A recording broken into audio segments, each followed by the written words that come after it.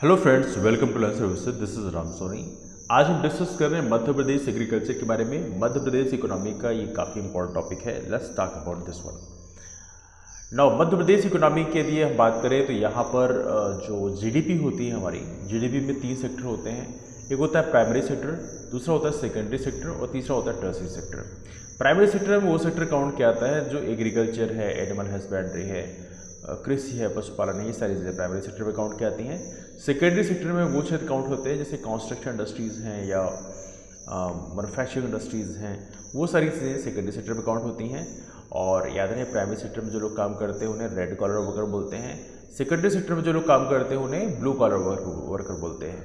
और tertiary sector में सेवा क्षेत्र काउंट किया जाता है, सर्विस इंडस्ट्रीज होती हैं जिसमें आपकी डॉक्टर्स हैं, लॉयर्स हैं, टीचर्स हैं, दैट्स सर्विस इंडस्ट्री।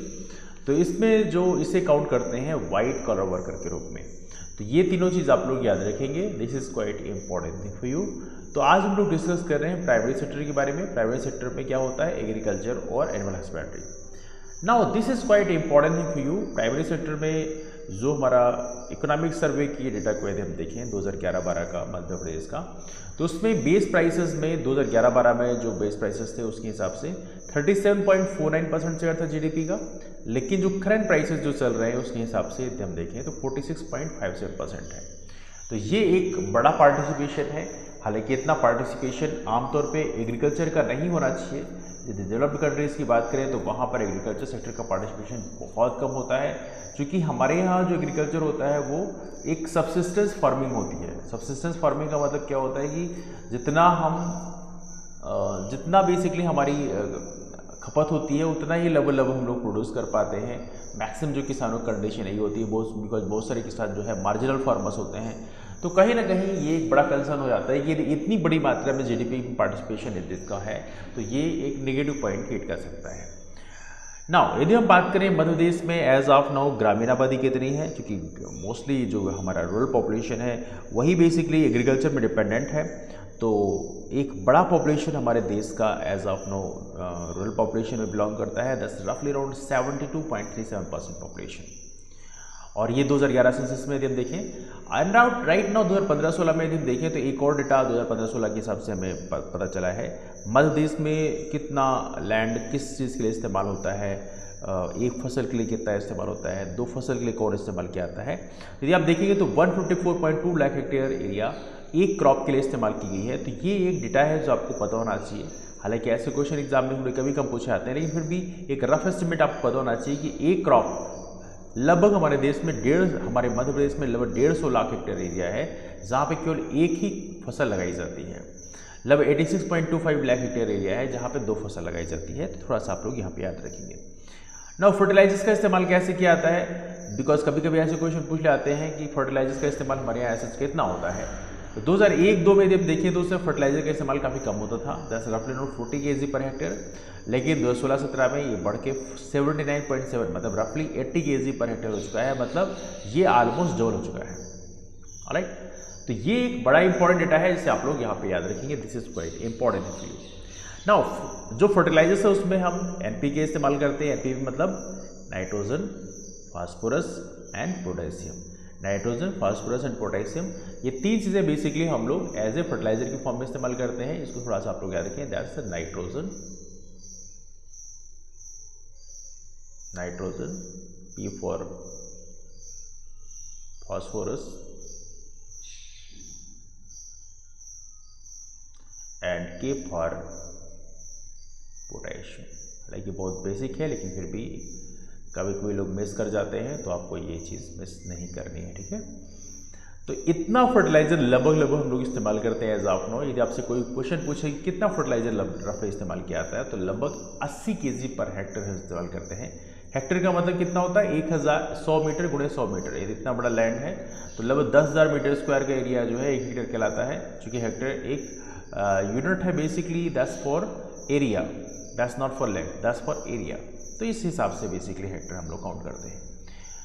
ना एग्रीकल्चर ग्रोथ रेट की यदि हम बात करें तो as of now growth rate क्या है, तो देखा जाए तो 2016-17 के एस्टिमेट के हिसाब से बताया गया कि 29.08% करंट रेट के हिसाब से है। और 20% का जो ग्रोथ रेट है वो बेस रेट के हिसाब से है। तो ये बेसिकली डेटा शेयर किया गया है, इसे आप लोग याद रख सकते हैं। That's also little bit important for you. Economic survey से लिया गया डाटा। नाउ ये सबसे इंपॉर्टेंट चीज़ है जहाँ से क्वेश्चन एग्जाम में पूछे आते हैं, एग्रो क्लाइमेटिक जोन से। मध्य प्रदेश में एज ऑफ नो कितने एग्रो क्लाइमेटिक जोन है? This is quite very famous question for you, और एक क्वेश्चन अभी हाल ही में एमपीएससी पूछा भी गया था। मध्य प्रदेश में as of now 11 agro climatic zone है, और क्रॉप जोन की यदि हम बात करें तो 5 क्रॉप जोन है ना, 5 फसल क्षेत्र हैं और 11 एग्रो क्लाइमेटिक जोन है। और ये एग्रो क्लाइमेटिक जोन के बारे में हल्का सा आपको जानकारी होनी चाहिए, कहाँ कहाँ पे कौन कौन सा एग्रो क्लाइमेटिक जोन है। तो एज ऑफ नो हमारे मध्य प्रदेश में जो 11 एग्रो क्लाइमेटिक जोन है उसमें एक तो है छत्तीसगढ़ प्लेन। छत्तीसगढ़ प्लेन किसे हम कहते हैं?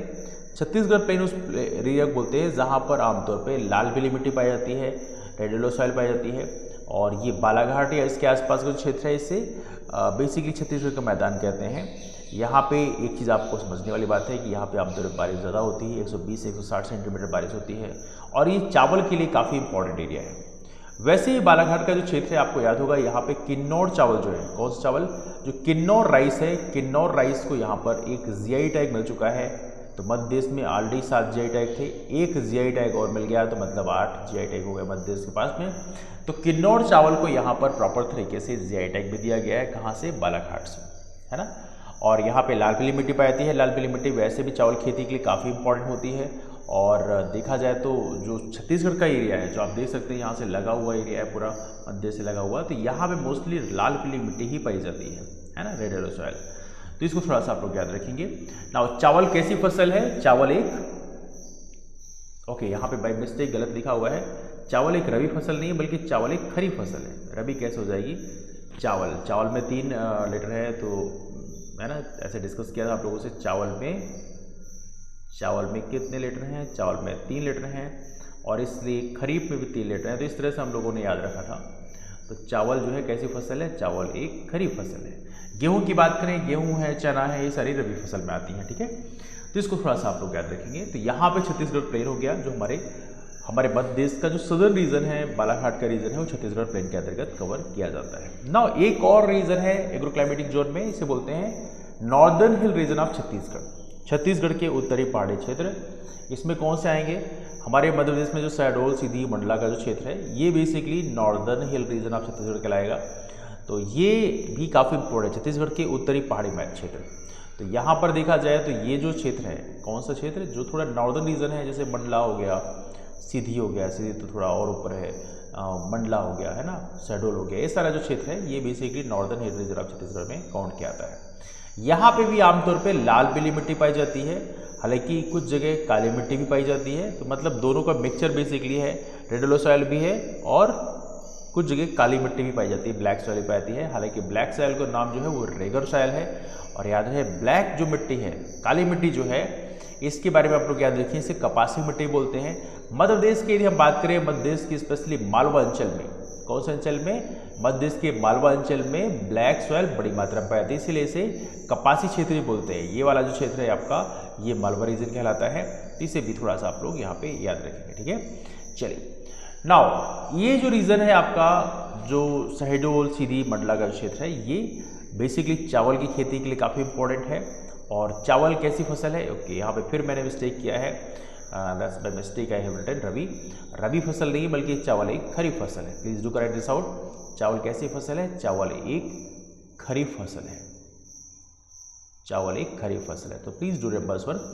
तो यहाँ पे northern hill region of Chhattisgarh भी हमारे मध्य प्रदेश का एक एग्रो क्लाइमेटिक जोन में कवर किया जाता है। नाउ तीसरा एग्रो क्लाइमेटिक जोन है, यह है कैमूर प्लेटू और सतपुड़ा हिल्स। कैमूर प्लेटू, सतपुड़ा हिल्स की यदि हम बात करें तो यहाँ पे कौन सा क्षेत्र आएगा? कैमूर प्लेटू, कैमूर क्षेत्र है। तो मध्य प्रदेश का जो नॉर्दर्न रीजन है, स्पेशली यदि हम बात करें बघेलखंड का जो क्षेत्र है, वो कैमूर प्लेटू में आता है। जैसे ये वाला जो क्षेत्र है, यहाँ पर आपको कैमूर रेंज प्रॉपर तरीके से मिलेगी, है ना, दैट्स कैमूर रेंज, जो कि आपकी विंदर रेंज का पार्ट है। और सतपुड़ा हिल्स की बात करें तो सतपुड़ा हिल्स थोड़ा नीचे आ जाती है, that's reason of that thing, lower side. तो सतपुड़ा का तो पूरा ही है, पूरा यहाँ से लेके यहाँ तक पूरा फैला हुआ है। पहले यहाँ पे मैकाल रेंज है, फिर यहाँ पे भांडेर रेंज है, फिर यहाँ पे गाविलगढ़ है, फिर राजपीपला है ना। तो ये थोड़ा सा आप लोग याद रखेंगे। तो कैमूर प्लेटू और सतपुड़ा हिल्स, ये तीन दोनों के फॉर्म में हम लोगों ने एग्रो क्लाइमेटिक जोन का एक डिवीजन किया है। तो रीवा, सतना, पन्ना, जौनपुर, कटनी ये क्षेत्र बेसिकली कैमूर प्लेटू सतपुड़ा हिल्स में आते हैं। इसमें किस तरह की मिट्टी पाई जाती है? आमतौर पर मिक्स सॉइल है, मतलब दोनों का मिक्सचर पाया जाता है। आमतौर पे 100 से 140 सेंटीमीटर की लगभग बारिश होती है। यहाँ पे चावल है और चावल की खेती यहाँ पर होती है, मतलब पैडी जैसे बोल सकते हैं आप, धान बोल सकते हैं। तो ये बेसिकली उसके लिए फेमस है। इवनली यहाँ पर जो गेहूँ है, सॉरी वीट मतलब गेहूँ, वीट मतलब गेहूँ, पैडी मतलब धान, तो वीट की भी खेती यहाँ पे होती है और पैडी की भी होती है, मतलब गेहूँ और चावल दोनों को ही यहाँ पे उगाया जाता है। कौन सा क्षेत्र? कैमूर प्लेटू और सतपुड़ा हिल्स में। इसे आप लोग याद रखें। यहाँ पे आमतौर पे मिक्स सॉइल पाई जाती है। यहाँ पे एक चीज़ और भी आपको याद रखना है, ऐसी जो एरिया होती है यहाँ पे आमतौर पे जो बारिश होती है वो लगभग मॉडरेट कह सकते हैं आप, है ना। This is quite important region. Now चौथा जो एग्रोक्लाइमेटिक जो डिस्कस कर रहे हैं वो है central Narmada valley. Central Narmada valley इसे बोलते हैं मध्य नर्मदा घाटी। ये काफ़ी इंपॉर्टेंट क्षेत्र होता है। नरसिंहपुर, होशंगाबाद, सीहोर, रायसेन ये क्षेत्र काउंट किया जाता है। मध्य प्रदेश की यदि हम बात करें, मध्य प्रदेश के रीजन में यदि हम कनेक्ट करेंगे कौन सा क्षेत्र बेसिकली कहलाएगा, this is something like that. ये आपका जो मिडिल पार्ट है ना, सेंट्रल नर्मदा वैली, ये जो होशंगाबाद यहाँ पे कहीं है, होशंगाबाद का नाम एज ऑफ नर्मदापुरम हो चुका है। यहीं पे लगा हुआ आपका बेसिकली आपका जौनपुर है, नरसिंहपुर है, सीहोर है, रायसेन है, ये सारे क्षेत्र बेसिकली इसमें काउंट के आते हैं। तो याद रहे ये डार्क ब्लैक सॉइल यहाँ पाई जाती है। यहाँ पे गहरी काली मिट्टी यहाँ पे आमतौर पर मिलती है। कहाँ पे? मध्य नर्मदा घाटी में। और ये भी चीज़ आप लोग याद रखेंगे, नर्मदा घाटी का क्षेत्र जो है यहाँ पे काली मिट्टी पाई जाती है। क्वेश्चन अभी हाल ही में पूछा भी गया था कि नर्मदा का जो वैली क्षेत्र है यहाँ पर कौन सी मिट्टी पाई जाती है, तो आप याद रखें यहाँ पे काली मिट्टी पाई जाती है। और यहाँ पे किस चीज़ की खेती होती है? गेहूँ की खेती ज़्यादा होती है। चावल खेती यहाँ पर काली मिट्टी में आमतौर पर हल्का कम होती है। लाल पीली मिट्टी में चावल खेती थोड़ी ज़्यादा होती है, लेकिन यहाँ पर गेहूँ, काली मिट्टी में आमतौर पर गेहूँ खेती ज़्यादा होती है। और यहाँ पर बारिश की जब बात करें लगभग 120 से 160 सेंटीमीटर के आसपास बारिश होती है। इसमें सेंट्रल नर्मदा वैली रीजन में बहुत ही इंपॉर्टेंट है, इसको आप लोग याद रखें। एक है विंध्यन प्लेटू क्षेत्र, इसे बोलते हैं विंध्य का पठारी क्षेत्र। ये भी एक हमारा कह सकते हैं कि this is also one of the very important one. ये हमारे मध्य प्रदेश का एक महत्वपूर्ण एग्रोक्लाइमेटिक रीजन है। तो मध्य प्रदेश से कौन सा क्षेत्र आपका ये पड़ेगा? कह सकते हैं जो विंध्यन रीजन है, हमारा जो विंध्यन रेंज है वो कौन सा है? ये जो रेंज है विंध्यन रेंज में आता है। तो यहाँ पे जो मिडिल पार्ट है ये पूरा यहाँ से आप कवर कर लेते हो। भोपाल तक मिडिल में है, फिर सागर का क्षेत्र जो बुंदेलखंड क्षेत्र में है, दमोह है, ये भी लगा हुआ है, वित्सा, रायसेन, ये सारे क्षेत्रों को बेसिकली इसमें कवर किया गया है। Even Guna is also covered over there. तो यहाँ पे दिन देखें तो आमतौर पर विंध्यन प्लेटू में बारिश कैसी होती है? आमतौर पर यहाँ पर बारिश थोड़ी यूजुअली मॉडरेट ही होती है, 120 से 140 सेंटीमीटर बारिश होती है। और यहाँ पर जो मिट्टी पाई जाती है वो कैसी मिट्टी है? Moderate to dark black soil. यहाँ पे भी काली मिट्टी पाई जाती है और इसीलिए यहाँ पर गेहूं की खेती के लिए काफ़ी इंपॉर्टेंट रीजन होता है। कौन सा? विंध्य का पठारी क्षेत्र। तो इसे भी आप लोग याद रखें, ये भी हमारे मध्य प्रदेश का एक इंपॉर्टेंट एग्रोक्लाइमेटिक रीजन है। ना लुक एट दिस वन, यहाँ पर प्रॉपर तरीके से डिवीजन बनाया गया है आप लोगों के सामने। तो यहाँ पे आप देख लीजिए, ये नॉर्दर्न हिल रीजन आप छत्तीसगढ़ हो गया।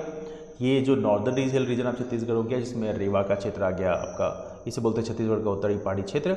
इसमें कई सारे क्षेत्र हैं, जैसे यहाँ पर शहडोल हो गया, मंडला हो गया, सीधी हो गया, ये सारे क्षेत्र बेसिकली इसमें काउंट के आते हैं। इसके अलावा यहाँ पे आपने छत्तीसगढ़ प्लेन बालाघाट का देख लिया आपने, है ना। कैमूर प्लेटू सतपुड़ा हिल्स देखा आपने, ये मिडिल पार्ट है लंबा।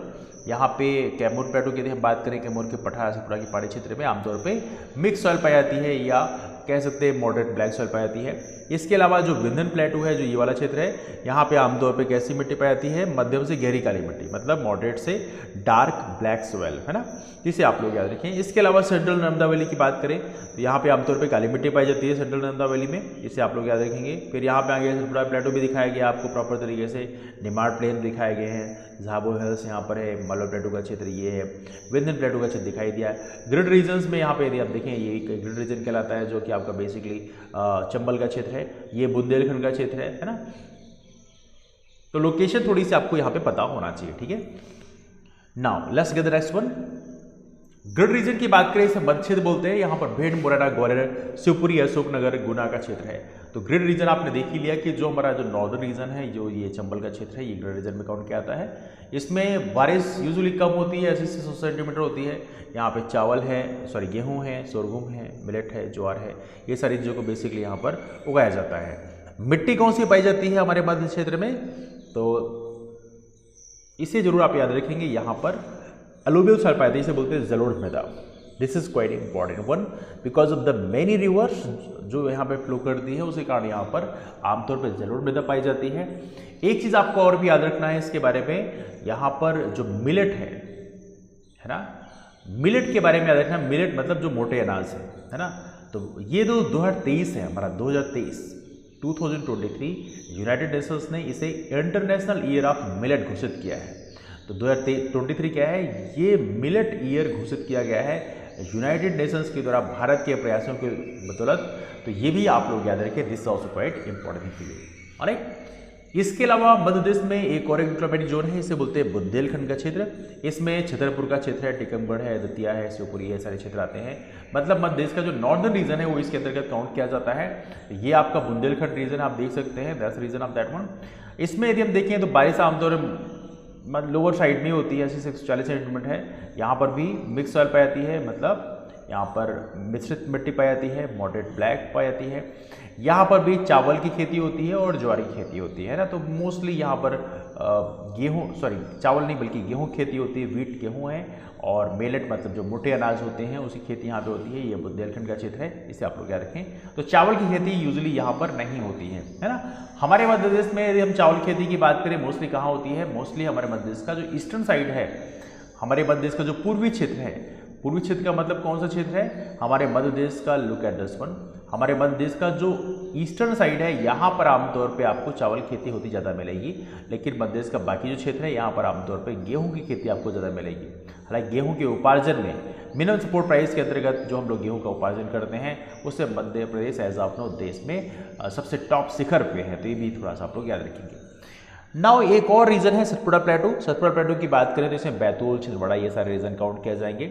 इसमें गेहूं की खेती होती है और मोटे अनाज की खेती होती है।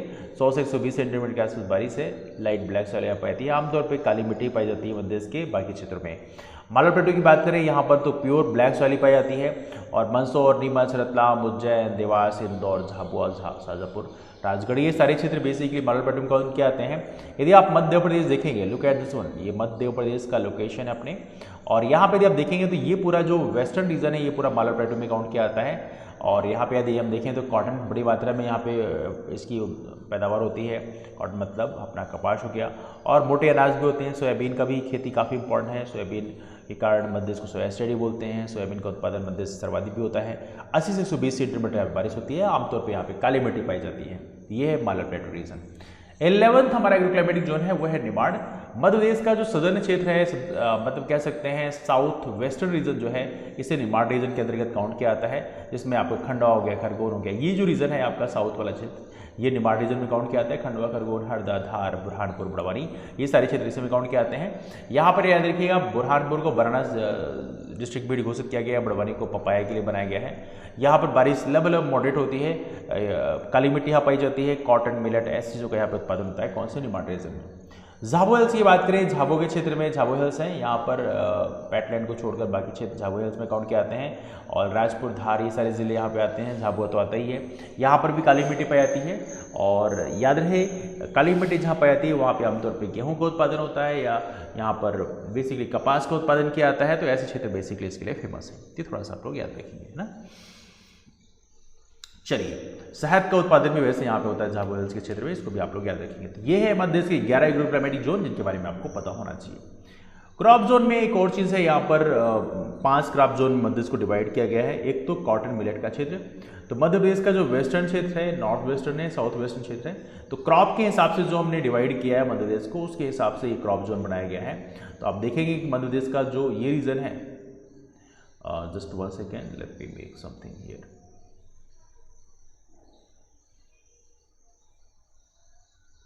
तो यहाँ पे यदि आप क्रॉप जोन देखेंगे तो कॉटन मिलेट का क्षेत्र कौन सा है, जो वेस्टर्न क्षेत्र है मध्य प्रदेश का, जो वेस्टर्न रीजन है, ये वाला क्षेत्र है। यहाँ पर मालवा रीजन है। या इसके अलावा जो नॉर्थ वेस्टर्न रीजन है, ये जो नीमच वगैरह का क्षेत्र है, ये पूरा का क्षेत्र है। और इसके अलावा साउथ वेस्टर्न रीजन है, ये जो अपना निमाड़ अंचल है, ये पूरा रीजन यहाँ पर आमतौर पर कॉटन और मिलेट के लिए ही फेमस है। मतलब that's reason for cotton oblique millet. तो इसको थोड़ा सा आप लोग याद रखेंगे। नाउ वीट की बात करें, वीट और मिलेट के लिए, तो नॉर्दर्न जो क्षेत्र है, नॉर्दर्न क्षेत्र मतलब हमारे मध्य प्रदेश का ये वाला क्षेत्र, कौन सा क्षेत्र, ये वाला क्षेत्र, जो ये हमारा चंबल क्षेत्र है, यहाँ पर आमतौर पर देखा जाए तो वीट और मिलेट का उत्पादन होता है, मतलब जो मोटे अनाज हैं, और गेहूं का उत्पादन होता है, तो इसको भी आप लोग यहाँ पे याद रखते हैं।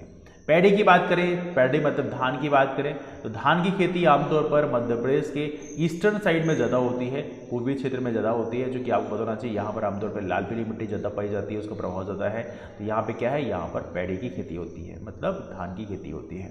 इसके अलावा जो हमारा सेंट्रल रीजन है, मतलब पूरा सेंट्रल रीजन, इसमें सेंट्रल रीजन में यदि आप देखेंगे तो यहाँ पे आमतौर पर कौन सी फसल उगाई जाती है, सेंट्रल रीजन में हमारा गेहूँ का उत्पादन ज़्यादा होता है, तो ये सेंट्रल रीजन है, जिसको आप लोग याद रखें, that's quite important for you, है ना।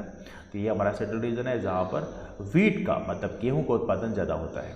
इसके अलावा जो हमारा ईस्टर्न रीजन है, ईस्टर्न रीजन में कुछ क्षेत्र ऐसे हैं जो मध्य प्रदेश का स्पेशली पूर्वी भाग है, तो यहाँ पर यदि देखें तो यहाँ पे आमतौर पर बाकी जो क्षेत्र है, मतलब यहाँ पर कुछ क्षेत्र ऐसे हैं जहाँ पर गेहूं का भी उत्पादन होता है और चावल का भी उत्पादन होता है, तो थोड़ा सा आप लोग याद रखेंगे, मिक्स्ड रीजन है ना। तो 5 क्रॉप जोन में मध्य प्रदेश को डिवाइड किया गया है और 11 एग्रो क्लाइमेटिक जोन में डिवाइड किया गया है, दोनों चीज़ आप लोग याद रखेंगे। नाउ मध्य प्रदेश में यदि हम बात करें, कुछ चीज़ें करंट से यदि हम रिलेट करें, तो मध्य प्रदेश को कृषि कर्मण पुरस्कार कई बार मिला है। 3 बार मध्य प्रदेश को टोटल गेन प्रोडक्शन के लिए कृषि कर्मण पुरस्कार दिया गया है, 2011-12 में, 2012-13 में, 2014-15 में, और 2 बार हमें गेहूं के उत्पादन के लिए कृषि कर्मण पुरस्कार दिया गया है, 2013-14 में और 2015-16 में। इसको आप लोग यहाँ पे याद रखेंगे। इसके अलावा डिस्ट्रिक्ट डोमेस्टिक प्रोडक्ट में हम देखें तो 45 जिले ऐसे हैं जहाँ पर हमने इसको कैलकुलेट किया है, और 45 जिलों में 5 जिले ऐसे हैं जहाँ पर इसमें एक बहुत ही बड़ा प्रोपोर्शन है इसका हमारा एग्रीकल्चर का। छिंदवाड़ा की बात करें, छिंदवाड़ा में एक बहुत बड़ा प्रोपोर्शन है, आप देख सकते हैं। पूरे जो राज्य है, पूरा जो राज्य में जो एग्रीकल्चर का जो पार्टिसिपेशन है, एग्रीकल्चर जितना होता है जीडीपी में, उसमें पूरे राज्य का 4.8% अकेले पार्टिसिपेशन छिंदवाड़ा का है। मतलब छिंदवाड़ा काफ़ी इंपॉर्टेंट रीजन है। हालांकि छिंदवाड़ा में एक प्रॉपर तरीके से हम लोग कॉटन टेक्सटाइल केंद्र भी स्थापित कर रहे थे, और वहाँ पर यदि हम बात करें कहाँ पर है, लेह गढ़वा नाम के औद्योगिक क्षेत्र बनाया जा रहा था, तो ये छिंदवाड़ा में। जौनपुर की बात करें, इसका पार्टिसिपेशन 4.6% है, हालांकि जौनपुर काफ़ी बड़ा जिला भी है। धार की बात करें, इसका पार्टिसिपेशन 3.8% है, गुना का शेयर भी है, उज्जैन का शेयर है। तो कुल मिला के टॉप डिस्ट्रिक्ट हैं जिनका जो पार्टिसिपेशन है, 5 जिले ऐसे हैं मध्य प्रदेश में जिनका पार्टिसिपेशन पूरी मध्य प्रदेश की एग्रीकल्चर जीडीपी में 3% उसका शेयर है, जो कि आप काफ़ी बड़ी मात्रा माना जाता है। एग्रीकल्चर डिपेंडेंसी की बात करें तो हमारे मध्य प्रदेश में एज ऑफ नाउ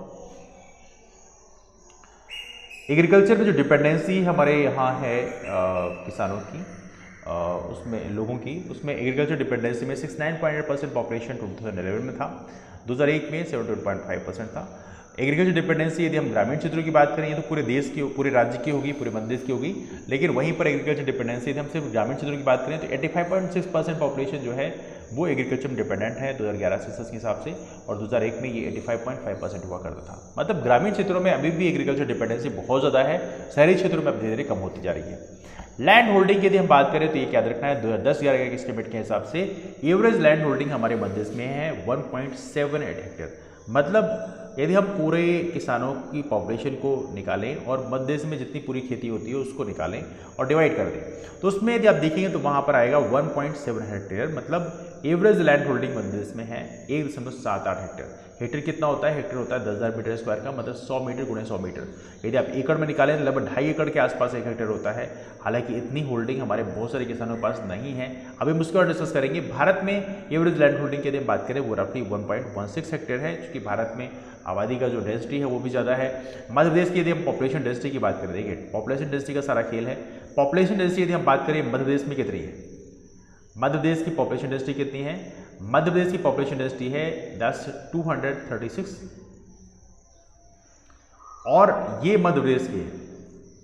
वहीं पे यदि आप इंडिया की डेंसिटी देखेंगे वो कितना है? वो है 382। तो ये डिफरेंस होने का रीजन ये बेसिकली है। पॉपुलेशन डेंसिटी क्या होती है? 1 किलोमीटर स्क्वायर एरिया में जितने लोग रहते हैं उन्हें पॉपुलेशन डेंसिटी के रूप में काउंट करते हैं। थोड़ा सा आप लोग याद रखिए। फार्मर्स में जरूर है हमारे यहाँ किस तरह के फार्मर्स हैं, कैसे उनके पास लैंड होल्डिंग है। तो मार्जिनल फार्मर्स जिनके पास लेस देन 1 हेक्टेयर है, उनकी पॉपुलेशन हमारे मध्य से 41% है। तो आप सोच सकते हैं मध्य में किसानों की हालत कितनी नाजुक है। There condition is quite critical. बहुत सारे लोग ऐसे हैं जो लैंडलेस भी हैं, जिनके पास कोई लैंड नहीं है। स्मॉल फार्मर्स की बात करें 1 से 2 हेक्टेयर की जमीन वाले 27% फार्मर्स है, मतलब आप देख सकते हैं छोटे किसानों में मोस्टली इतना बड़ा पॉपुलेशन है। सब मीडियम की बात करें 2 से 4 हेक्टेयर जिनके पास है उनका पॉपुलेशन 19% है। मीडियम की बात करें 4 से 10 हेक्टेयर जिनके पास में वो 9% है। और लार्ज फार्मर्स उसकी पॉपुलेशन उनका 1% है। हालांकि जो फार्मर कंडीशन अच्छी है वो आमतौर पर लार्ज फार्मर ही होते हैं, लार्ज फार्मर है मीडियम फार्मर्स, जिनके पास लैंड होल्डिंग अच्छी होती है तो उनके पास रेवेन्यू भी काफ़ी अच्छा आ जाता है। नाउ हालांकि देखा जाए तो आपको पता होना चाहिए हमारे यहाँ लैंड सीलिंग एक्ट लाया गया था। और लैंड सीलिंग एक्ट का मतलब ये है कि देखिए हमारे यहाँ जिम्मेदारी सिस्टम पहले हुआ करता था, और जिम्मेदारी सिस्टम के चलते एक समस्या ये हुई थी कि बहुत सारे लोगों के पास में जिम्मेदारी जो सिस्टम था उसके चलते बहुत सारी लैंड होल्डिंग हो गई थी। किसानों की ज़मीनों को उन्होंने हड़प लिया था, किसानों की ज़मीनें उनके नाम पे हो गई थी। किसान जो है वहाँ पर टेनेंट्स बन गए थे। टेनेंट्स का मतलब ये है कि किराएदार। तो हमारे यहाँ लैंड सीलिंग एक्ट लाया गया था, जिसके चलते जो जमींदारी सिस्टम है उसको एबॉलिश किया गया था। यदि किसी के पास बहुत सारे लैंड है उसको कन्फिस्केट किया गया था, मतलब उनके हिसाब उनका जो लैंड है उसका छीन लिया गया था, और छीन कर प्रॉपर तरीके से जो लैंडलेस है जिनके पास कोई लैंड नहीं उनको दिया गया था। ठीक है, तो लैंड सीलिंग एक्ट की यदि हम बात करें उसके अंतर्गत हमारे यहाँ एज ऑफ नो कितना लैंड रखना अलाउड है हमारे मध्य प्रदेश की यदि हम बात करें तो 7.28 हेक्टेयर इतना इरिगेटेड जो लैंड है जिसमें 2 क्रॉप उगाई जाती हैं, इतना लैंड आपके पास होना चाहिए। इससे ज़्यादा लैंड यदि आपके पास में है तो आपका लैंड क्या कर दिया जाएगा, फ्रीज कर दिया जाएगा। इरिगेटेड यदि हम बात करें जहाँ पर प्रॉपर तरीके से बारिश होती है लेकिन वहाँ पर एक ही फसल उगाई जाती है साल भर में, तो वहाँ पर 10.93 हेक्टेयर का लिमिट डला हुआ है, मतलब इससे ज़्यादा लैंड आपके पास नहीं होना चाहिए। यदि आपके पास इससे ज़्यादा लैंड है तो आपका वो लैंड फ्रीज कर दिया जाएगा। और ड्राई लैंड की बात करें मतलब वहाँ पर इरिगेशन प्रॉपर तरीके से नहीं होता है, तो ऐसी कंडीशन में 21.85 हेक्टेयर की लिमिट है, मतलब इतना लैंड आपके पास रखना अलाउड है। यदि आप इससे ज़्यादा रखते हैं तो आपका लैंड फ्रीज कर दिया जाएगा। तो ये बेसिकली यहाँ पर लैंड सीलिंग एक्ट के अंतर्गत लिमिट डली हुई है। क्रॉप एरिया की बात करें तो ये भी डिस्कस कर लेते हैं। मध्य प्रदेश में मेजर रीजन में कौन सी फसल उगाई जाती है। देखिए गेहूं और चावल की यदि हम बात करें, गेहूं और धान, व्हीट मतलब गेहूं, पैडी मतलब धान, इतनी की बात करें तो इसका जो मेजर शेयर है 41% एरिया में आमतौर पर आपको यही फसल देखने के लिए मिलेगी। सोयाबीन की बात करें तो 9% एरिया में यहाँ पर फसल उगाई जाती है। ऑयल सीड वगैरह की बात करें, पल्सेस बात करें, पल्सेस में सारी आती हैं। हमने यहाँ पर सिर्फ चने का नाम लिखा है, लेकिन चने के अलावा बाकी तुअर वगैरह सब कुछ है। 21% एरिया में हम लोग दाल दलहन का उत्पादन करते हैं। हॉर्टिकल्चर की बात करें इसका भी शेयर है 6% एरिया में है। कॉमर्शियल क्रॉप्स की बात करें जो हमारी कॉमर्शियल क्रॉप्स हैं उसका भी शेयर 3% के आसपास में है। नाउ एक और चीज़ कई बार पूछी जाती है एग्जाम में आप लोगों के कि कौन सी फसल रबी फसल है, कौन सी फसल खरीफ फसल है, कौन सी जायद है। तो रबी फसल की यदि हम बात करें इसमें जो गेहूं है, गेहूं जो है कैसी फसल में आएगा, गेहूं रबी फसल में आएगा। इससे आप लोग याद रखेंगे। कुछ जगह हमने बाय मिस्टेक जो है खरीफ और रबी में कन्फ्यूजन हुआ है, लेकिन आप याद रखें एग्जैक्टली क्रिस्टल क्लियर है। रबी फसल में कौन सी है, गेहूं है, चना है, जौ है, मस्टर्ड है, ये सारी चीज़ें रबी फसल में आती हैं। इसकी बुआई की बात करें अक्टूबर नवंबर के सीजन में इसकी बुआई होती है, सोइंग सीजन होता है। हार्वेस्टिंग की बात करें तो मिड मार्च में इसकी हम लोग फसल कटाई करते हैं। तो थोड़ा सा आप लोग याद रखेंगे। खरीफ फसल की बात करें, चावल खरीफ फसल है, इसमें जिसे पैडी बोलते हैं, मतलब चावल की खेती तो नहीं होती, मतलब मेन धान उगाते हैं, धान से फिर चावल निकलता है। तो पैडी जो है, धान जो है कैसी फसल है, खरीफ फसल है। इसके अलावा ज्वार, बाजरा, मक्का, अरहर, ये सारी चीज़ें भी खरीफ फसल में आती हैं। जून जुलाई में इसकी सोइंग होती है, मतलब प्रॉपर बुवाई होती है, और अक्टूबर नवंबर के टाइम में हम लोग इसकी हार्वेस्टिंग करते हैं। ये थोड़ा सा आप लोग याद रखेंगे। नाउ ज़ैद फसल की बात करें, इसमें क्या चीज़ें उगाते हैं, वेजिटेबल्स है, फ्रूट्स है। तो मार्च में इसकी बुआई होती है, मिड जून में इसकी कटाई होती है। थोड़ा सा आप लोग याद रखेंगे, this is quite important for you. Now Madhya Pradesh में एक और डेटा आपको कभी कभी मिलता है, वो है मेजर फूड क्रॉप। जो 17-18 के एस्टिमेट के हिसाब से देखें तो लगभग 43,638 मैट्रिक टन इतना उत्पादन हमारे मध्य प्रदेश में हुआ है। हालांकि ऐसे डेटा एग्जाम में कभी कम पूछे जाते हैं, बट फिर भी एक रफ एस्टिमेट आपके पास होना चाहिए कि रफली मध्य प्रदेश में कितना उत्पादन होता है। तो रफली 43 lakh hectare, 43 lakh metric ton जो है उत्पादन हमारे मध्य प्रदेश में एज ऑफ नो क्रॉप का होता है।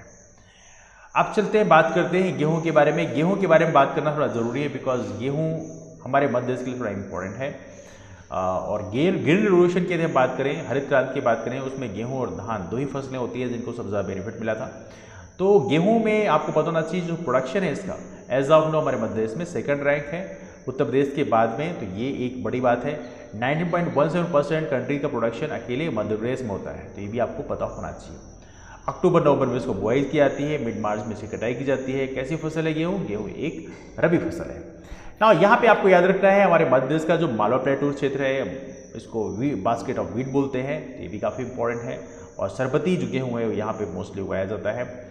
अब यहाँ पे आपको याद रखना है गेहूं का उत्पादन मोस्टली कहाँ पे होता है, बेहतर कंडीशन यदि हम बात करें तो जो जलोढ़ मृदा होती है वो इसके लिए बेस्ट होती है, इसीलिए आमतौर पे उत्तर प्रदेश में इसका उत्पादन ज़्यादा होता है, क्योंकि उत्तर प्रदेश में मोस्टली अलुवियल सॉइल ही आपको मिलेगी। 10 से 15 डिग्री सेंटीग्रेड टेम्परेचर होना चाहिए, बारिश जो है 75 सेंटीमीटर लगभग होना चाहिए, यदि इतना है तो आपकी गेहूँ के लिए काफ़ी फर्टाइल ग्राउंड है। हमारे मध्य प्रदेश में लगभग एरिया की बात करें तो लगभग 6.4 लाख हेक्टेयर है, 6,422,000 हेक्टेयर इतना उत्पादन, इतना एरिया में हम लोग गेहूँ लगाते हैं। प्रोडक्शन की बात करें तो 17-18 के एस्टिमेट के हिसाब से लगभग 20,000 मीट्रिक टन, मतलब लगभग 20 लाख कह सकते हैं, 20 लाख 20 नहीं बल्कि 200 लाख मीट्रिक टन उत्पादन हम लोगों ने किया था प्रॉपर तरीके से इसका गेहूं का। 2011 की बात करें तो यहाँ पे प्रॉपर तरीके से कुछ महत्वपूर्ण डेटा हैं जो आपके लिए थोड़ा सा इंपॉर्टेंट है, जो कि कई बार यहाँ से क्वेश्चन पूछ ले आते हैं। 2011 के में प्रॉपर तरीके से खमरिया, जो कि हमारा खमरिया कहाँ पड़ेगा, जौलपुर में पड़ेगा, यहाँ पर प्रॉपर तरीके से हम लोगों ने एक वीट रिसर्च सेंटर स्थापित किया है, रिसर्च सेंटर स्थापित किया है, और इसका नाम क्या है, अंतर्राष्ट्रीय गेहूं और मक्का शोध केंद्र है ना, अंतर्राष्ट्रीय गेहूं और मक्का शोध केंद्र। तो ये भी आप लोग याद रखेंगे, यहाँ पे स्थापित किया है, कहाँ पे, जौलपुर में। इसके अलावा एक और चीज़ है आपको पता होना चाहिए, वीट रिसर्च सेंटर हम लोगों ने पावरखेड़ा में स्थापित किया, जो कि होशंगाबाद में है। तो गेहूं के लिए रिसर्च सेंटर भी हम लोगों ने प्रॉपर तरीके से मध्य प्रदेश में स्थापित किए। वीट वैरायटी की बात करें, सरबती है, लोकवन है, नर्मदा चूर है, या इसके अलावा सुजाता है, 320, 322, 306, ये कुछ महत्वपूर्ण गेहूं की वैरायटीज़ हैं जो आप याद रखें, कभी कभी पूछ के आता है एग्जाम में। सरबती का जरूर याद रखना, पूछा आता है कई बार एग्जाम में। बेस्ट वैरायटी डिस्ट्रिक्ट की बात करें तो यहाँ पे हमारे यहाँ होशंगाबाद, हरदा, सीहोर, ये गेहूं की सबसे जो बेस्ट वैरायटी है वो यहाँ पे पाई जाती है। सर्वश्रेष्ठ किस्म के जो गेहूँ हैं वो यहाँ पे पाए जाते हैं। नाउ वीट प्रोडक्शन डिस्ट्रिक्ट की बात करें, सबसे टॉप में होशंगाबाद है, 4.9%। पूरे मध्य प्रदेश में जितना भी गेहूं का उत्पादन होता है उसका के लिए 4.9% के लिए होशंगाबाद करता है। होशंगाबाद मतलब एज ऑफ नाउ इसका नाम चेंज होकर नर्मदापुरम हो गया है। रायसेन की बात करें 4.6% है, उज्जैन की बात करें 4.1% है, शिवपुरी की बात करें रफली 4% है। तो ये मध्य प्रदेश के टॉप वीट प्रोड्यूसिंग डिस्ट्रिक्ट है जहाँ पे गेहूं का उत्पादन ज़्यादा होता है। यदि हम प्रोडक्टिविटी की बात करें, उत्पादकता की बात करें कि 1 हेक्टेयर में कितने किलोग्राम गेहूं का उत्पादन होता है, तो श्योपुर की बात करें, श्योपुर में 4,359 केजी पर हेक्टेयर उत्पादन होता है। तो ये बड़ी मात्रा में होता है, मतलब श्योपुर में आमतौर पे गेहूं का उत्पादन ज़्यादा होता है, मंदसौर में सेकंड बेस्ट है, भिंड में थर्ड बेस्ट है। तो ये टॉप 3 डिस्ट्रिक्ट्स हैं प्रोडक्टिविटी के लिए। प्रोडक्टिविटी समझ चुके होंगे आप लोग, पर हेक्टेयर एरिया में कितना किलोग्राम उत्पादन आपने कर लिया, इसे बोलते हैं प्रोडक्टिविटी। प्रोडक्टिविटी में श्योपुर यहाँ पे टॉप रैंक पे है। Now let's go to paddy. Paddy मतलब हम बात कर रहे हैं अब धान की। धान में जब देखें तो धान कैसी फसल है, खरीफ फसल है। जून जुलाई में हम लोग इसको बुआई करते हैं, अक्टूबर नवंबर में इसकी कटाई कर लेते हैं। बारिश थोड़ी ज़्यादा चाहिए होती है गेहूं की तुलना में, 150 से 200 सेंटीमीटर बारिश चाहिए होती है। टेम्परेचर 24 से 30 डिग्री सेंटीग्रेड इसके लिए आइडियल टेम्परेचर होता है। एरिया की बात करें 2017-18 में लगभग 2023,000 हेक्टेयर, मतलब कह सकते हैं 20 लाख हेक्टेयर एरिया में हम लोगों ने इसका प्रॉपर तरीके से इसकी बुआई की थी। प्रोडक्शन की बात करें लगभग 7,305,000 मेट्रिक टन इतना उत्पादन हम लोगों ने धान का किया है। नाउ राइस प्रोडक्शन डिस्ट्रिक्ट में मेन डिस्ट्रिक्ट है बालाघाट। आप लोगों से डिस्कस किया था, मध्य प्रदेश का जो ईस्टर्न रीजन है जहाँ पे आमतौर पे लाल पीली मिट्टी पाई जाती है, वहीं पे आमतौर पर चावल का उत्पादन होता है। तो बालाघाट का शेयर सबसे अधिक है, 12.3% प्रोडक्शन अकेले बालाघाट करता है। हालांकि बालाघाट का चिन्नौर चावल ऑलरेडी फेमस है। और कटनी की बात करें, कटनी 7.7% प्रोडक्शन होता है। सिवनी की बात करें, यहाँ पे 7.6% प्रोडक्शन होता है। सतना में 7.5% प्रोडक्शन हुआ पूरे राज्य का, और शहडोल में 6.6%। तो ये मध्य प्रदेश के टॉप राइस प्रोड्यूसिंग डिस्ट्रिक्ट्स हैं, इनको आप लोग याद रखेंगे। प्रोडक्टिविटी मतलब पर हेक्टेयर में कितना केजी का उत्पादन हुआ, इसमें सबसे टॉप में अशोकनगर है। अशोकनगर में 1 हेक्टेयर में 4,612 किलोग्राम का उत्पादन हुआ, जो अपने आप में काफ़ी बेस्ट है। सेकंड नंबर पे है श्योपुर, उसके बाद थर्ड नंबर पे ग्वालियर। ये टॉप 3 हाई प्रोडक्टिविटी डिस्ट्रिक्ट्स हैं इसके लिए, राइस के लिए, मतलब पैडी के लिए। ना बालाघाट की बात करें, बालाघाट में जो धान काफ़ी अच्छी वैरायटी पाया जाता है। यहाँ पे जो रबी है उसे रोपा बोलते हैं। रबी यहाँ पे धान दोनों ही टाइम में बोया जाता है, रबी में भी खरीफ में भी। तो रबी में से रोबा बोलते हैं, खरीफ में से बरानी बोलते हैं। तो थोड़ा सा आप लोग स्पेशली हमारे बालाघाट के बारे में याद रखेंगे। और बालाघाट का ही चिन्नौर चावल है, look at this one. Balaghat का जो चिन्नौर चावल है इसको आप लोग जरूर याद रखिए। बालाघाट में चिन्नौर चावल को, चिन्नौर चावल को यहाँ पर as of now GI tag दिया गया है। तो ये भी आप लोग याद रखें। This is also very important about the Balaghat district कहाँ पर है? मध्य प्रदेश के बेसिकली कह सकते हैं साउथ ईस्टर्न रीजन में है ना, ईस्ट साउथ ईस्ट रीजन में। नाउ अगली फसल डिस्कस कर रहे हैं, ये है ज्वार। कौन सी फसल है? ज्वार। ज्वार के बारे में बात करें तो इसके बारे में देखा जाए तो ज्वार एक मोटी फसल है, तो ये तो आप जानते ही है। और याद रहे ज्वार खेती जो है हालांकि दोनों में की जा सकती है, रबी और खरीफ दोनों में बेसिकली की जा सकती है। तो ज्वार रिसर्च सेंटर कहाँ पे है? खरगोन में है, जो कि मध्य प्रदेश के लिए काफ़ी इंपॉर्टेंट है। बाजरा की बात करें, बाजरे का उत्पादन चंबल रीजन में ज़्यादा होता है। जौ की बात करें, बल्ले की बात करें, मैक्सिमम प्रोडक्शन यहाँ पे गुना में हुआ है। तो ये कुछ महत्वपूर्ण चीज़ें हैं जो आप लोग जानते हैं। मेज़ की बात करें, मेज़ में मक्के की यदि हम बात करें तो 12.3% इंडिया का प्रोडक्शन मध्य प्रदेश में हुआ है। तो मध्य प्रदेश का मक्के के उत्पादन में टॉप रैंक है, कह सकते हैं टॉप 3rd रैंक है। और मैक्सिमम प्रोडक्शन यहाँ पे देखा जाए तो धार जिले में हुआ है 15.8%। पूरे राज्य का जितना भी उत्पादन है उसका 15.8% अकेले धार में हुआ है। छिंदवाड़ा सेकंड बेस्ट है, ये थोड़ा सा आप लोग यहाँ पे याद रखेंगे। This is also quite important. 13 lakh hectare area में लगभग मेज़ का उत्पादन हम लोग करते हैं। प्रोडक्टिविटी में टॉप प्रोडक्टिविटी में मेज़ में जो मक्के में है वो है बुरहानपुर में लगभग 1 हेक्टेयर में 3,974 किलोग्राम का उत्पादन हुआ है। धार में सेकेंड बेस्ट है। ये नंबर आपको बिल्कुल याद नहीं रखने की जरूरत है, लेकिन आपको परसेंटेज में हल्का सा आइडिया फर्स्ट रैंक वाले का पता होना चाहिए। लेकिन बाकी जो रैंकिंग में आपको सिर्फ डिस्ट्रिक्ट्स के नाम यदि हल्का पता हो, वो भी टॉप 1 या टॉप 2 के, तो वो ज़्यादा बेहतर रहेगा, है ना। बाकी सारी चीज़ें आपको याद रखने की जरूरत नहीं है। पल्सेस की हम बात करें, दालों की बात करें तो मध्य प्रदेश में ये टॉप रैंक है हमारी। और आपको पता होना चाहिए दलहन काफ़ी महत्वपूर्ण होती है। जो आप खेती करते हैं, जैसे चावल लगाते हैं, गेहूँ लगाते हैं, तो यदि वहाँ पे दलहन का भी उत्पादन किया जाए क्रॉप रोटेशन के माध्यम से, तो वो खेत के लिए काफ़ी अच्छा होता है, क्योंकि यहाँ पे राइजोबियम होता है जड़ों में और नाइट्रोजन फिक्सिंग की प्रॉपर्टी होती है। तो ये काफ़ी इंपॉर्टेंट होता है ना। मध्य प्रदेश में सीहोर में प्रॉपर तरीके से पल्स रिसर्च सेंटर स्थापित किया गया है। इसे बोलते हैं दाल औद्योगिक दाल रिसर्च सेंटर। तो ये थोड़ा सा आप लोग याद रखें, this is also quite important thing for you, है ना। तो ये कहाँ पर है? ये है आपका that's located in the Sehore district. Sehore district में कह सकते हैं एशिया का सबसे बड़ा दलहन फसल शोध केंद्र है, जिसके बारे में आपको याद रखना चाहिए।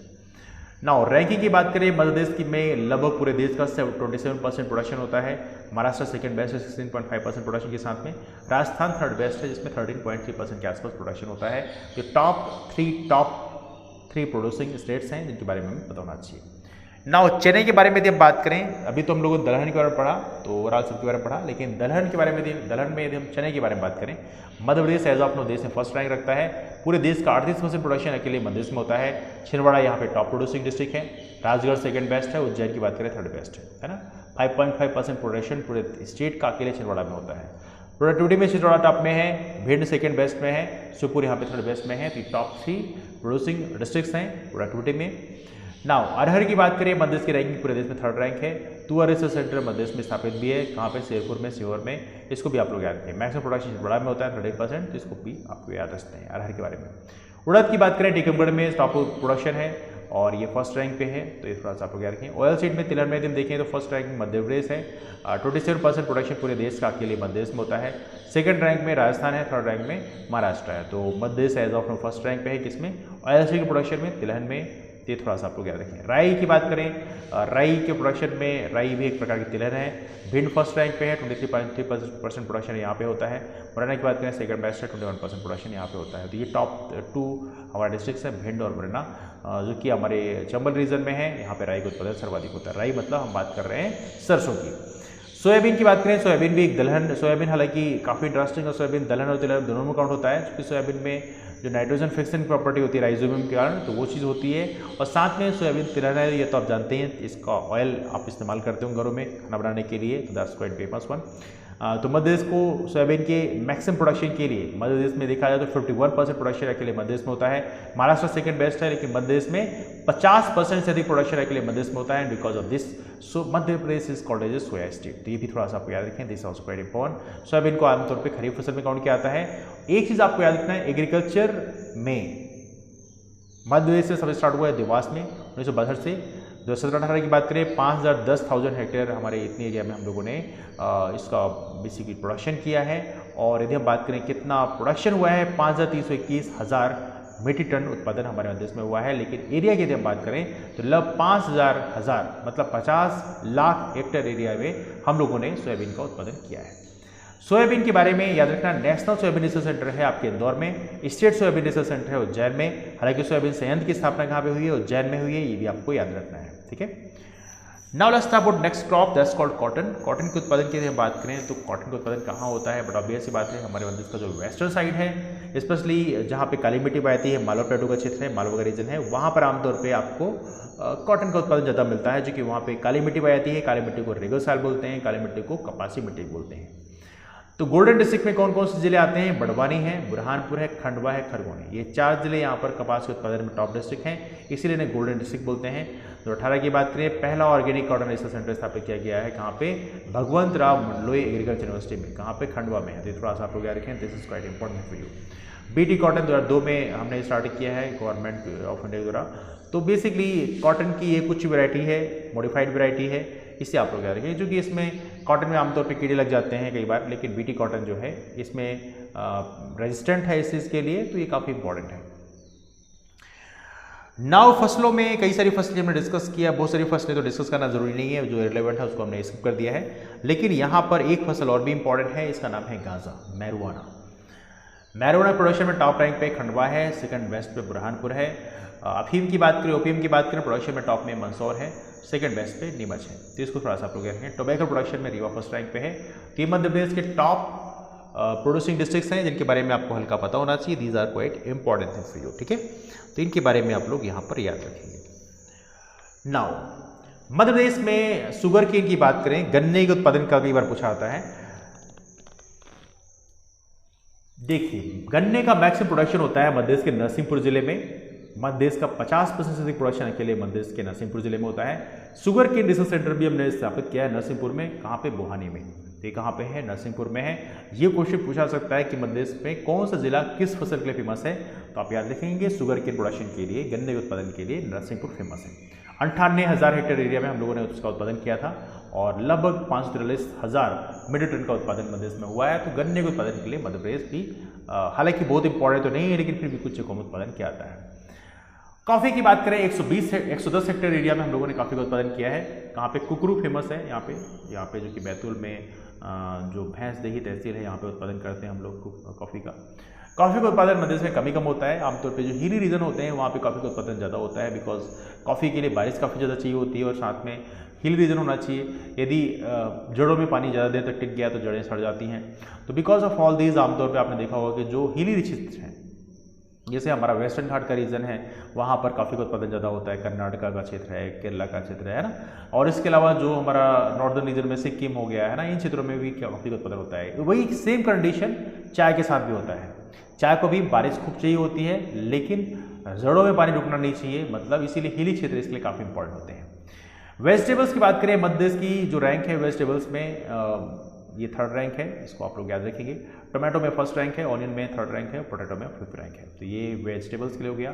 लगभग 8 लाख हेक्टेयर एरिया में हम लोगों ने वेजिटेबल का उत्पादन किया था, जिसमें 168 लाख मीट्रिक टन उत्पादन वेजिटेबल्स का हुआ है मध्य प्रदेश में। इसको भी आप लोग याद रखें। मध्य प्रदेश में नहीं बल्कि देश के हमारे केंद्र के द्वारा, गवर्नमेंट ऑफ इंडिया के द्वारा एक ऑपरेशन चलाया गया था, जिसे बोलते हैं टॉप। टॉप में कौन कौन से होते हैं? टॉप के लिए ऑपरेशन चलाया गया था, जिसे बोलते हैं operation green. Operation green top के उत्पादन के लिए था। टॉप क्या होता है? Tomato, onion, potato. ये थोड़ा सा आप लोग यहाँ पे याद रखें, this also quite important for you. Now Madhya Pradesh के अलग अलग रिसर्च सेंटर हैं, जिनके बारे में एग्जाम में कई बार पूछा जाता है। जैसे मध्य प्रदेश का पोटैटो रिसर्च सेंटर कहाँ पे है? ग्वालियर में है। तो आलू के उत्पादन का रिसर्च सेंटर कहाँ पे? ग्वालियर में है। कॉटन के लिए खरगोन में है। ग्राउंडनट के लिए, मतलब जो मूंगफली है उसके लिए खरगोन में है। पैडी धान के लिए रिसर्च सेंटर है बड़वानी में। सोयाबीन के लिए उज्जैन में है। National soybean research centre Indore में है। तो याद रखिए, मध्य प्रदेश का सोयाबीन रिसर्च सेंटर कहाँ पे? उज्जैन में है, लेकिन नेशनल लेवल का जो है वो इंदौर में है। एग्रो प्लास्टिक पार्क कहाँ पे? अशोकनगर में है। रेशम मंडी मध्य प्रदेश कहाँ पे है? नर्मदापुरम में है। तो ये मेन जगह हैं जो इनके बारे में याद रखना है। बायोडाइवर्सिटी बोर्ड की बात करें, भोपाल में है। इकोलॉजिकल पार्क की बात करें, भोपाल में है। जूलॉजिकल पार्क भोपाल में है। मैंगो रिसर्च सेंटर रीवा में है। पहला मसाला पार्क मध्य प्रदेश में छिंदवाड़ा में लगाया गया था। तो रिसर्च सेंटर से जुड़े हुए क्वेश्चन एग्जाम में पूछाते हैं, इनको आप लोग जरूर याद रखेंगे, ठीक है। नाउ क्रॉप की बात करें, किस क्रॉप के प्रोडक्शन में मध्य प्रदेश का कौन सी रैंक है? तो हालांकि डिस्कस कर चुके हैं, लेकिन फिर भी जरा सा रिकॉल कर लेते हैं। पल्सेस के प्रोडक्शन में मध्य प्रदेश यहाँ पे 1st रैंक पे है। ग्रेन्स के प्रोडक्शन में मध्य प्रदेश 2nd रैंक पे है। ऑयल सीड तिलहन के उत्पादन में मध्य प्रदेश 1st रैंक पे है। गेहूं के उत्पादन में मध्य प्रदेश 2nd रैंक पे है। चने के उत्पादन में मध्य प्रदेश 1st रैंक पे है। तो ये कुछ क्रॉप्स है जहाँ पे मध्य प्रदेश की रैंकिंग यहाँ पे 1st रैंक पे है, इसको आप लोग याद रखेंगे। These are the main point, ठीक है। एमएलई सोयाबीन की बात करें, सोयाबीन में मध्य प्रदेश फर्स्ट रैंक पे है। ये इतना परसेंट जो लिखा हुआ है आपके सामने, ये पूरे देश का इतना परसेंट प्रोडक्शन हम लोग यहाँ पे जनरेट करते हैं। तो ये परसेंटेज तो आपसे बहुत ज़्यादा पूछा जाएगा, लेकिन सोयाबीन का जरूर याद रखना, सोयाबीन का पूछा सकता है, that's why it is quite important for you, है ना। तो ये रही मध्य प्रदेश में अलग अलग फसलों के बारे में। नाउ हम लोगों ने अपने मध्य प्रदेश में कुछ यूनिवर्सिटीज़ भी फॉर्मेशन किया है, कॉलेज भी स्थापित किए हैं एग्रीकल्चर के क्षेत्र में। ऐसे एग्रीकल्चर टेक्नोलॉजी यूनिवर्सिटी हमारे जबलपुर में है, जवाहर एग्रीकल्चर यूनिवर्सिटी के नाम से, है ना, 1964 में स्टेब्लिश किया गया था। हॉर्टिकल्चर कॉलेज मंदसौर में है। हॉर्टिकल्चर मतलब आप समझते हैं जो बेसिकली जो फूल है, बेसिकली जो फ्लावर्स वगैरह हैं उनके उत्पादन के लिए। येलो रेवोल्यूशन की बात करें, हम लोगों ने ऑयल सीड प्रोडक्शन के लिए चलाया भी था येलो रेवोल्यूशन। ग्रीन रेवोल्यूशन तो ओवरऑल जो गेहूं और बेसिकली चावल उसके लिए था, लेकिन जो येलो रेवोल्यूशन है, पीली क्रांति है, इसको हम लोगों ने ऑयल सीड प्रोडक्शन के लिए चलाया था, सरसों, अलसी, सोयाबीन, इन चीज़ों के लिए। इसको थोड़ा सा आप लोग यहाँ पे याद रखेंगे। Now maximum average land holding की यदि बात करें कृषि जोत में, सबसे ज़्यादा कहाँ पे है, कौन जिले में, ये हरदा में है। मिनिमम की बात करें कटनी नीमच में है, इसको आप लोग याद रखेंगे। मध्य प्रदेश में एग्रीकल्चर के लिए प्रॉपर तरीके से मध्य प्रदेश मंडी एक्ट लाया गया था 1960 में, और इसके अलावा कुछ और डिफरेंट टाइम में अलग अलग प्रोग्राम चलाया गया, जैसे कोऑपरेटिव डेयरी डेवलपमेंट प्रोग्राम 1977 में लाया गया, जो कि आनंद काफ़ी इंपॉर्टेंट है। Madhya Pradesh state seed development corporation 1980 में स्थापित किया गया भोपाल में। तो कुछ महत्वपूर्ण चीज़ें इनके बारे में याद रखेंगे। इसके अलावा खेत का पानी, खेत में बलराम ताल योजना 2007 में स्टार्ट की गई। Small farming development association start किया गया, कहाँ पे, भोपाल में। तो ये कुछ चीज़ें जो इंपॉर्टेंट हैं आपके लिए। प्रधानमंत्री फसल बीमा योजना स्टार्ट की गई एग्रीकल्चर के लिए, जो कि मध्य प्रदेश के सीहोर जिले से स्टार्ट किया गया है, और पहली रैंक 2017 में दतिया डिस्ट्रिक्ट को मिला है। प्रधानमंत्री फसल बीमा योजना काफ़ी इंपॉर्टेंट है, इसमें जो फसल है आपकी उसका इंश्योरेंस कराया जाता है ना, प्रधानमंत्री फसल इंश्योरेंस स्कीम। इसको स्टार्ट किया था सन 2016 में, इसको आप याद रखें। जलदीप योजना भी इंपॉर्टेंट है, एक ये भी काफ़ी इंपॉर्टेंट है, इसमें अवेयरनेस प्रोग्राम चलाया जाता है। मोबाइल आंगनबाड़ी योजना चलाएगी। इंदिरा सागर रिजर्वायर के माध्यम से इसको स्टार्ट किया गया था पहली बार, तो ये थोड़ा सा आप लोग याद रखें, जलदीप योजना। नाउ मुख्यमंत्री प्याज कृषक प्रोत्साहन योजना है, ये भी काफ़ी इंपॉर्टेंट 2019 में चलाएगी, प्याज के उत्पादन बढ़ाने के लिए। भावांतर भुगतान योजना अपने आप में काफ़ी फेमस है, और याद रहे 2017 में इसको स्टार्ट किया था सागर जिले के खुरई नाम के जगह से, और इसमें 8 क्रॉप्स को बेसिकली कवर किया गया था, सोयाबीन, मूंगफली, तिल, राम तिल, मक्का, मूंग, उड़द, तुअर, ऐसी फसलों को बेसिकली भावांतर भुगतान योजना के अंतर्गत कवर किया गया था। भावांतर भुगतान योजना क्या होती है, इसमें यदि आप जो सोसाइटीज़ होती हैं वहाँ पे यदि अपना प्रोडक्ट सेल करते हैं, अपनी जो फसल है उसको सेल करते हैं, तो वहाँ पे जैसे एमएसपी मान लीजिए 19 रुपये है और आपने सेल 18 रुपये में किया है, तो उस कंडीशन में जो मार्जिन है 1 रुपये का, वो बेसिकली आपको गवर्नमेंट पे करेगी। दैट्स कॉल्ड भावांतर भुगतान योजना। फसल गिरदावरी ऐप भी है, हमारे मध्य प्रदेश में चलाया गया है 2017-18 में, जो कि लैंड होल्डर्स जो है उनके लैंड रिकॉर्ड्स को बनाने के लिए बनाया गया है। जो पटवारी ये काम करते हैं, फसल गिरदावरी ऐप के माध्यम से आपका लैंड रिकॉर्ड बनाते हैं। इंडिया की बात करें तो भारत में पहली ऑर्गेनिक फार्मिंग यूनिट जो है हमारे मध्य प्रदेश के इंदौर में स्थापित की गई है, इसको भी आप लोग याद रखिए। कुछ और भी चीज़ें हैं, कृषि विपणन पुरस्कार मध्य प्रदेश में लाया गया, कृषि विपणन पुरस्कार योजना। इसमें यदि हम बात करें तो हमारी जो देखिए यहाँ पे कई सारी चीज़ें बेसिकली लाई गई हैं जो काफ़ी इंपॉर्टेंट है आपके लिए। सो इस योजना के अंतर्गत यहाँ पर आप देख सकते हैं, यहाँ पे कई प्रकार की हम लोगों ने यहाँ पे कैटेगरीज बनाई हैं, जिसमें देखा जाए तो का, खा, गा, घा, ये 4 कैटेगरीज का कैटेगरी है। इसमें देखा जाए यदि आप इसमें परफॉर्म करते हैं अच्छे से तो 35 हार्स पावर का ट्रैक्टर आपको दिया जाएगा। खा, गा, घा में कैटेगरी में यदि आप परफॉर्म करते हैं तो आपको 50,000 रुपये दिया जाएगा। तो जो मंडी कमेटीज़ हैं उनको लॉटरी के माध्यम से ये दिया जाता है। तो यहाँ पे भी हम लोगों ने 2 ओकेजन्स में दिया जाएगा, बलराम जयंती के दिन और नर्मदा जयंती के दिन। तो ये प्रकार से 2 साल में 2 बार बेसिकली कृषि विपणन पुरस्कार योजना मंडी कमेटीज़ को दी जाएगी। इसके माध्यम से मंडी कमेटीज़ को यहाँ पे बेनिफिट दिया जाएगा। तो थोड़ा सा आप लोग यहाँ पे याद रख सकते हैं, ठीक है। चलिए अगली बात यहाँ पर है ई नैम। एग्रीकल्चर के लिए हमारे देश में ई नैम योजना चलाएगी, इसे बोलते हैं ई नेशनल एग्रीकल्चर मार्केट। 14 अप्रैल 2016 में स्टार्ट की गई, और ये इलेक्ट्रॉनिक ट्रेडिंग पोर्टल है, मतलब आप ऑनलाइन ये अपने प्रोडक्ट को सेल कर सकते हैं। मध्य प्रदेश में लक्ष्मी नारायण शर्मा मंडी जो करोंद में है, भोपाल में है, यहाँ से बेसिकली इसकी शुरुआत की गई है। ये है E NAM, E national agriculture market online system. Cold storage की बात करें उसके लिए मध्य प्रदेश राज्य भंडार गृह निगम की स्थापना की गई है। Madhya Pradesh state storage housing corporation 1958 में स्थापित किया गया है। और जनवरी 2019 की बात करें तो एज ऑफ नाउ हमारे पास 239 कोल्ड स्टोरेज हैं मध्य प्रदेश में, जो कि लगभग स्टोरेज फैसिलिटी इनकी लगभग 1 लाख लीटर के आसपास में है, सॉरी 96 लाख लीटर के आसपास में है। तो थोड़ा सा आप लोग इसको भी याद रखेंगे, ठीक है। तो ये रहा मध्य देश के बारे में एक काफ़ी इंपॉर्टेंट थिंग। बाकी जो चीज़ें हैं वो योजनाओं में कवर की गई हैं, जैसे मुख्यमंत्री किसान कल्याण योजना है, प्रधानमंत्री किसान सम्मान निधि है ना। तो ये सारी चीज़ें बेसिकली ऑलरेडी कवर की गई हैं, तो उनको आप लोग देख लीजिए, है ना। तो डिस्कशन को भी इस वाइंड अप करते हैं। मेजर डिस्कशन हमने कर लिया है, हालांकि एग्रीकल्चर में डिस्कस करने के लिए बहुत सारी चीज़ें होती हैं, लेकिन ये लगभग मेन चीज़ों को हम लोगों ने यहाँ पे कवर कर लिया है। तो डिस्कशन को भी इस वाइंड अप करते हैं, मुलाकात करते हैं आप लोग फिर, तब तक के लिए bye, take care, have a wonderful day, keep forward and take care.